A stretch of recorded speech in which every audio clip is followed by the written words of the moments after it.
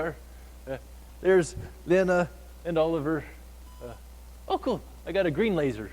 It's that's the Jedi color. The Darths and the Siths, they're the ones with the red. So I'm the Jedi, a good guy, right? Today we are discussing apologetics. What does the word apologetics mean? Defense of the faith, right? Apologetics is a very big field. It covers a lot of things. It covers the existence of God. Does God exist? That's an apologetics question. Counter-cult issues is apologetics. Very fundamentals to the faith, right? The doctrine of the Trinity is not just doctrinal for our benefit, it's apologetic, right? Very fundamental. The reliability of the Scriptures is an apologetics issue. And we are going to be talking about defending the Scriptures today, specifically lower criticism. What is lower criticism? Well, textual criticism, right? That's the criticism of the Bible. It comes in two forms, right? Whenever we talk about defending the Bible, we have higher criticism and lower criticism. Higher criticism is discussing the reliability of the original source. So when Paul, the Apostle Paul, took out a pen and scribbled on a parchment, was that authoritative? Was he just bumbling a bunch of nonsense, right? So higher criticism is about the original authorship. Now, after Paul and Moses and Obadiah wrote down the Scriptures, it was then copied, right? A scribe copied that copy, and a scribe copied that copy, and he copied that one, and then another one took those two together and he copied, right? So we have a bunch of copies of the manuscripts. That's called lower criticism when we discuss the reliability of the copies of the manuscripts that we have today. Does that make sense? Right? So what is apologetics? Defense of the Christian religion. Right? What is textual criticism? That's the apologetics of the Bible. What is lower criticism? Right, the reliability of manuscripts. One more question. What is a manuscript? Manu means hand, right? Manual is like a handbook. Script, written. So a manuscript is a handwritten copy of the Bible. Okay? So we're discussing the handwritten copies of the Bible. Now, eventually with time, we had the advent of the printing press. Once the printing press comes out, we're able to just print and print and print and print and print. Right? We're able to print very reliable documents based off of the manuscripts we had. So most of this discussion is revolving around actual handwritten copies. Old copies written by hand. Got it? Got it. Okay. So that's what we're discussing today. The reliability of handwritten copies of the Bible. Some people might tell you that even if the book of Romans was good in its original form, Paul wrote that, thousands of years ago. Since then, it has been corrupted, and we simply cannot know what Paul wrote. Is that accurate? No. How do we know that? Well, we're about to find out. In lower criticism, we have three basic questions that we discuss, right? First, we want to know, well, how many manuscripts do we have, right? For a document to be more reliable, do we want a lot of manuscripts or a few manuscripts? More, right? More is better, okay? We also have another question. How old are the manuscripts, right? Was there a long time between the original authorship and the oldest copy we have, right? When we talk about the age of manuscripts, do we want manuscripts to be old, or do we want them to be pretty new? Old, right? More is better, older is better. And a third question that we need to struggle with is what do we do with the variants? What is a variant? A textual variant. Yeah, where manuscripts differ, right? If you have different guys copying down the same document, there might be a different wording here or a different wording there. So what do we do about that, right? That's the topic of discussion. Those three questions, okay? How many manuscripts do we have? How old are they? What do we do with the variants? So let's handle these first two questions first. How many Bible manuscripts do we have, and how old are they? Okay? Now, in order to handle this question fairly, I think it is helpful to look at other works of antiquity and ask how many manuscripts do we have of those books, and how old are those manuscripts? Okay? Now, originally I prepared this talk in Russian. And I wanted to explain to Russian speakers how many manuscripts we have of the Bible and other works. So I got some bottles and some jars and some cups and some teaspoons, and I said, okay, a milliliter of water is going to represent one manuscript. And I would pour various amounts of water into things, but then I come to America, and nobody knows what a milliliter of water is. We don't use the metric system here. Yeah, right? But have you ever taken a 1 liter Coke and only drunk 1,000th of it? It doesn't translate. So being a translation ministry, I had to translate milliliters of water. And I translated them into Cheerios. Right? Cheerios. So every Cheerio that you see before you represents one manuscript. Okay? Yeah, easy, right? So, take for example, Plato's The Republic, right? That's not an actual photograph of him. But he wrote The Republic, which became kind of a foundational document for Western civilization, if you will, right? A lot of governments have been based off of the Republic or some variant thereof in developments.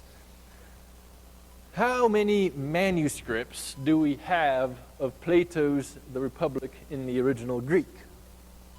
We have 7 manuscripts. So I got a jar, a mason jar, and I put 7 Cheerios in it to represent 7 manuscripts, right? We're Texans, we're rednecks, we understand mason jars, we understand Cheerios, so 7 Cheerios, can you see that in the back there? Right? 7 Cheerios for 7 manuscripts of Plato's The Republic. Okie dokie? All right. Josephus is another influential author of antiquity. He wrote several books. One of them is The Wars of the Jews, which records certain histories of Jews. Josephus was a Pharisee, so he's actually an interesting source to go to if you want to understand Pharisaic thought. And we have 9 manuscripts of Josephus's Wars of the Jews, right? So if you're reading the Wars of the Jews and you come across a particular nuance, and it's like, well, I don't know what was written there, or if there's a hole in the particular manuscript, you got 8 other copies you can look at to figure out what the original was. Make sense? Okay. We're tracking them. Tacitus wrote the Annals of Imperial Rome, and we have 20 manuscripts, right? Herodotus is the grandfather of history, is what they call him. He's one of the first historians, a very beneficial source for understanding the ancient world. It's interesting. I like Herodotus because he talks about certain characters from the Bible that we know about. There are some interesting guys in the book of Daniel that he talks about, and then there were some more clay tablets that turned up and verified their authenticity. We can nerd out about that another time. Suffice it to say, we have 46 manuscripts of the grandfather of history. That's pretty good, right? 46 is a good set of manuscripts. If you find a problem in one, you got 45 others you can look at for verification. 7 is not bad relative to a lot of other documents. We might only have one manuscript of that one or a fragment there. 7's pretty good. 46 is very good. Pliny the Elder is very, very good, right? That is 200 manuscripts for Pliny the Elder's natural history. Another historian. All right. This is what normal kind of looks like. That's what very good looks like. That's what okay looks like. There are more down that way, a few in between. Are you getting a feel for manuscripts of antiquity? Okay. Now there's one document that is significantly better than Pliny the Elder. It would be the Iliad by Homer. The Iliad is so well attested that we can't fit all of those manuscripts into one jar. We've got to break out another mason jar, right? 643 manuscripts exist of the Iliad.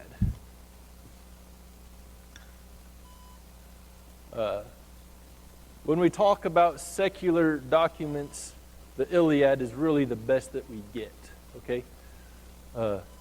Maybe it's not even fair to call the Iliad a secular document. That was kind of the Bible that Alexander the Great brought over. Talks about the Battle of Troy and Achilles and all that cool stuff, right? So when we discuss non-biblical manuscripts, how many there are, this is kind of the spread. This is the best. The worst is down there somewhere, but somewhere in this range is very good. Am I making sense? Okay. I don't know if I'm articulating myself sometimes, so if I'm not making sense, just raise your hand and say, Paul, you're not making any sense. I got a question. Okay? So, that's what the norm is. That's normal. The Bible is above normal. When we talk about the New Testament manuscripts, we have even more New Testament manuscripts than we do of the Iliad. We have 5,824.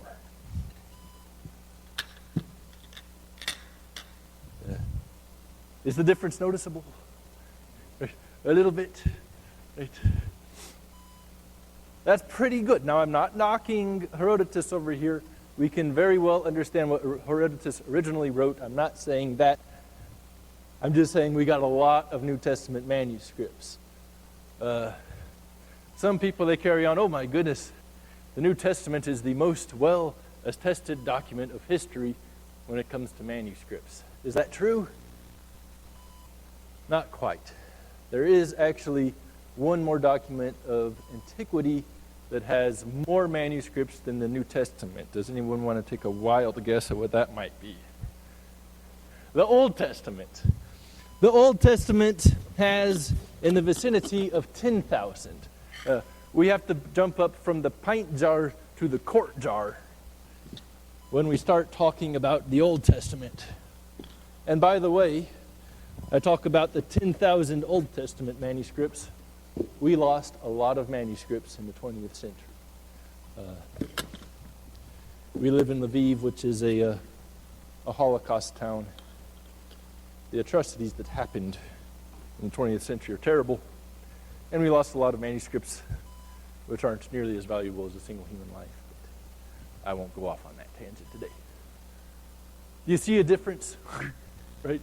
Old Testament, New Testament manuscripts significantly outnumber the other works of antiquity. Now, this is not entirely fair because it is not only through manuscripts in the original languages that we can figure out what the original text was. We can also look to translations, right? So, for example, Plato's Republic was originally written in Greek, but there is a Syriac translation. Syriac is a language kind of close to Aramaic, written from from right to left instead of left to right. But we have a Syriac translation. So if we have a few Greek manuscripts that use this word, a few Greek manuscripts that use that word, we can say, well, the Syriac chose that word. So that's another manuscript in that paper. Does that make sense? Okay. Josephus, Wars of the Jews, is a book that's very beneficial for Christian study. Christians, being translators like we like to do, have provided a lot of translations in antiquity. We have, let's see here, 30 copies of the Old Church Slavonic translations. What is Old Church Slavonic? It's a language that is similar to Russian, a little bit older, kind of like Latin, predates Spanish, right? Speaking of Latin, we have 74 Latin manuscripts of Josephus. And we also have one Syriac. There we go. Right? You see how the Josephus jar is becoming a bit more full now? Yeah, that's a little better. Tacitus and Pliny, these were guys that really persecuted the church. They did not speak favorably of Christianity, which also makes them an interesting source for understanding the reliability of the crucifixion, because they're talking about these Christians who are just crazy because they're willing to die for this Messiah that they think was dead, buried, and resurrected. But anywho, the old Christians of old that do translations, they were like, yeah, we're not too interested in those guys. We're more interested in Josephus, right? So they didn't translate him. We don't have any translations of Herodotus. There is a paraphrase of the Iliad in Latin, but that doesn't count. It's just sort of a poem based on the Iliad. There was one author that wrote about a Latin translation of the Iliad, but it was so terrible nobody wanted to copy it, and we don't have it to this day, except for one little line that kind of exists out there in antiquity. So, if we look at the Republic and the wars, we see that translations give us a lot more information, a lot more credibility, right? Well, what about the Bible? Well, in the New Testament, we have 10,000 Latin copies of the New Testament. So we have to move up to the half-gallon jars now.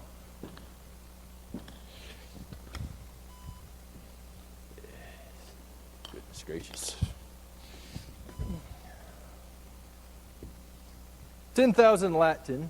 We also have 9,300 Syriac, Coptic, Ethiopian, Gothic, Armenian, Old Church Slavonic. We'll bring them out as well. Don't bump my table. We're going to have Cheerios all over the place.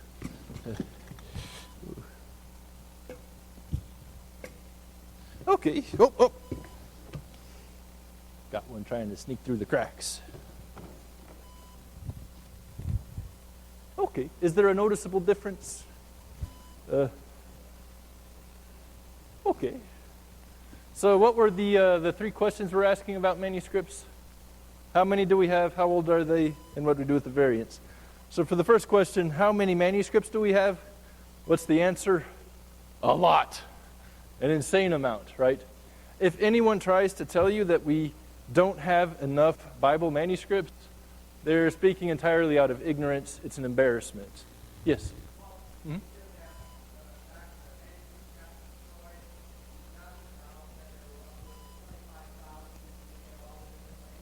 Right.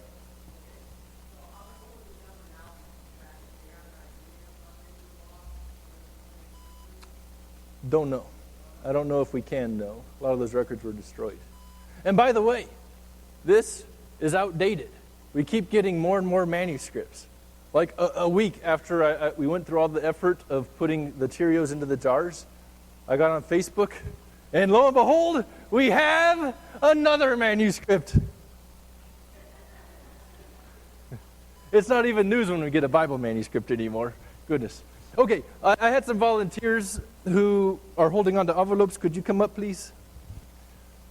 So that's the first question. How many manuscripts do we have? The answer is a lot. Now the second question, let's all gather down here.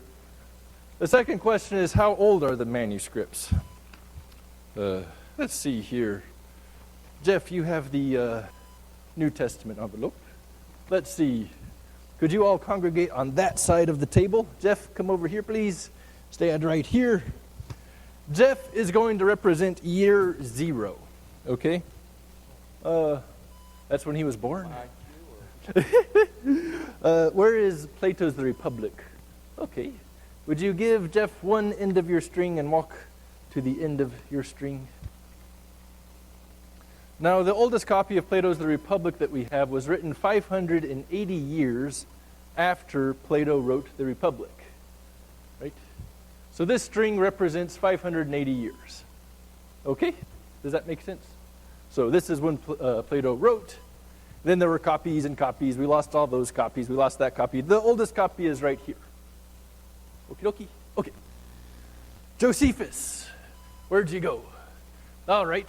So this is when Josephus wrote Wars of the Jews. And then someone copied it and lost that copy, and then copied and copied, and then the dog ate that copy and then kept copying. 830 years later, someone writes a copy, and we still have that copy today. All right. Tacitus with the annals of, yes, you know what to do. Line up. So Tacitus wrote Annals of Imperial Rome, and then there was a copy and a copy of a copy. Lost that copy. But 740 years later, someone wrote a copy, and we still have that copy today. Herodotus? Yes, please. Herodotus, likewise, the oldest copy we have was written 600 years after the original. Pliny with your natural histories? Yes, that's you. Yes. Oldest copy we have of Pliny's natural history is 710 years removed from the original authorship. Iliad, Homer. Yes. And the oldest copy we have of the Iliad is written 1,000 years after the original. And we have another 600 and some odd copies written after that. Okay. Do you understand what's going on here? This is what it typically looks like when we have a work of antiquity. That's about what it looks like when, that's how old the oldest document is typically, right? So somewhere in this range is kind of normal, right? Not bad. Does this mean that we can't trust our Homer manuscripts? No. We're very well attested, right? Yeah, they're a little bit older, a little bit younger, right? Not as close to the original authorship, but we have so many we can verify them. Old Testament. Now the Old Testament is a tricky one. Did we lose a manuscript? Uh-oh. Now we have a copy of Malachi that was written 280 years after Malachi wrote it in the Dead Sea Scrolls. Do we see the difference? Do we want a short string or a long string? Short string. Do we have a short string or a long string? Yeah, we got a short string, right? That's significantly better than the others. Also interesting about the Old Testament, we have an Old Testament manuscript that is older than the Old Testament. What? There is a scroll that was written about 200 years before Malachi wrote. Right? But if we were to compare it to the original authorship of that scroll, which would be Moses, it would be about normal. But we're forgetting one, the New Testament. Can you see it in the back there? There's a little debate about this. Some would say that the oldest New Testament manuscript we have is 70 years removed from the original authorship. There's a particular Gospel of John fragment. This represents 70 years. Some would disagree and say that this string is too long, that it should be shorter. So, New Testament string, is that a long one or a short one? All right. Now, very carefully. Can you put the string down and not tangle it up? Would you give my volunteers a round of the applause? All right. Thank you very much. Have a seat. Volunteers, if you would like a free copy of What is Dispensationalism, take one from the table. It's the orange book. That's the one that Bob and I worked on together. So thank you much. Okay. Now we got to get moving. So, question 1. How many manuscripts do we have? A lot. Question 2. How old are they? Old. Right? It's embarrassing compared to the rest of antiquity, right? If someone says that we don't have enough or that they're too young, too far removed, then they're just going to embarrass themselves, because we can trust Josephus, Plato, right? If they're saying that about the New Testament and the Old Testament, they're just trying to deny the obvious. Now, there's one more question. What do we do with the variants, right? When you have this many manuscripts, there are going to be tiny differences between them. So let's talk about that. There are 4 basic categories of variants. Spelling, small differences which do not affect meaning, differences which affect meaning but not theology, and differences which can affect theology, right? The vast majority of the variants are going to be in this first one, right? Spelling, right? Then number 2 is the second greatest, followed by 3. Number 4 is the least popular. So let's take an example from spelling, right? We live in an amazing time because we're actually able to get online and look at manuscripts, just mind-boggling stuff. John 1:17, though, for the law was given through Moses, but grace and truth came through Jesus Christ. Amen. This manuscript, GA 2445, spells Moses like thus, right? Mu, omicron, sigma, epsilon, omega, sigma, right? That's how this particular manuscript spells it. This manuscript has a variant. It spells Moses with an extra upsilon. You see the difference? Oops. That counts as a textual variant. The vast majority of variants that you come across are going to be like that. What does it mean? You know how if you're speaking American English and you're writing American English, you spell color C-O-L-O-R? If you're speaking British English, you say the same word, but you spell it differently. How do you spell color in British? C-O-L-U-O-U-R. Oh my goodness, what are those crazy Brits talking about? It's the same word, people. We just have different standards of spelling. The same thing happens in Greek, right? Moses can be spelled one of 2 ways. A lot of words, there's a way you can put a new at the end or not. We won't get into the details of that. But the vast majority of your textual variants are going to be, do we spell color with an O or a U in Greek? Do those matter? Not really, right? So the vast majority are of that order. The second to greatest, which is a minority, would be small differences that don't affect the meaning, right? So for example, here we have John 1:21. According to this manuscript, it says, and they asked him, talking to John the Baptist, right? And they asked him, what then? Are you Elijah? That's according to this manuscript. Now, if you look at this manuscript, it says, and they asked him, what then? Are you Elijah? Did you see the difference? No, you didn't, because by the time you get into the English translation, there is no difference. Look at this little phrase in Greek as I go back and forth. There are 2 ways to ask a question in Greek. You can say, you are Elijah, or you can say, Elijah is you, right? That's the way Greek works. They're not as strict with their word order as we are. By the time it translates into English, you can't even notice it. So the first greatest amount of manuscript variances don't really matter. They're spelling differences. The second to greatest don't really matter because they don't affect the meaning by the time you get through it. The second to smallest category is differences which can affect meaning, but they won't affect your theology. Okay? What's an example of that one look like? Matthew 5:47. Jesus is speaking. He says, if you only greet your friends, what do you do more than others? Okay? That's what this one has. Another manuscript might say, and if you only greet your brothers, what do you do more than others? Now, is the word friend the same word as the word brother? No, it's not, right? Two different meanings. So, this is a different category. It's not like the Elijah question where it's the same question worded two ways, because there really is a difference in meaning between brothers and friends. Now, we will imagine that this is the correct manuscript. The original Matthew wrote the word friends, right? Philos. But Pastor Bob has gone apostate on us.